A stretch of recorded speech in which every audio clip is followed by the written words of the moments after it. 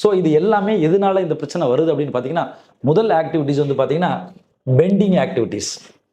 கீழ குனிஞ்சு நிமிந்து அதிகமா வெயிட் தூக்குறது. அப்ப பண்றப்ப முதுகு குனிந்து வேலை செய்யும் பொழுதே வரும். அது வெயிட் தூக்கும் பொழுது இன்னும் அதிகமாகும். 2வது உடல் எடை ரொம்ப அதிகமா இருக்கிறது. 3வது வந்து பார்த்தீங்கன்னா, சிலருக்கு ஜெனடிக்ஸ் வழியா வேணா வந்து இந்த ஒரு எங்க அம்மா வந்து குண்டா இருப்பாங்க டாக்டர். நானும் குண்டா இருக்கிறேங்க. அது உடம்பு ஃபுட் கண்ட்ரோல் பண்ணாலும், எக்சர்சைஸ் பண்ணாலும் குறைக்க முடியாது. ஸோ ஜெனடிக்கா வர ஒபேசிட்டி, அப்புறம் நார்மலா நம்ம உணவு முறையில எடுத்துக்கிற ஆக்டிவிட்டீஸ் நம்மளோட பிசிக்கல் ஆக்டிவிட்டீஸ் எதுவுமே இல்லாதனால செடென்டரி லைஃப் ஸ்டைல். இப்போ வர காலங்களில் செடென்டரி லைஃப் ஸ்டைல் வந்து ரொம்ப அதிகமாயிருச்சு. எக்சர்சைஸ் பண்ணுறதுக்கு போகிற டைம் இல்லைங்க. ஃபுட்டு வந்து கண்ட்ரோல் இல்லைங்க. ஸோ எனக்கு மட்டும் தனியாக ஃபுட்டு வந்து கரெக்டாக ஃபாலோ பண்ண முடியலைங்க. மற்றவங்கலாம் ஃபிட்டாக இருக்காங்க, நான் மட்டும் அப்படி இருக்காங்க அப்படிம்பாங்க.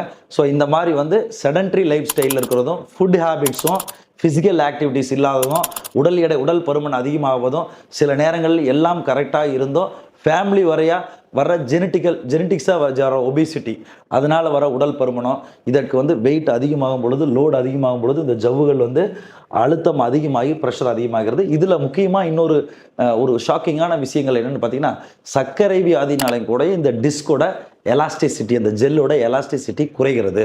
விஸ்கோ எலாஸ்டிசிட்டி, அதாவது இந்த ஜெல்லி மாதிரி அமுந்து போகிற தன்மை குறைந்து வத்தி போகிறது, ட்ரை ஆகிறது.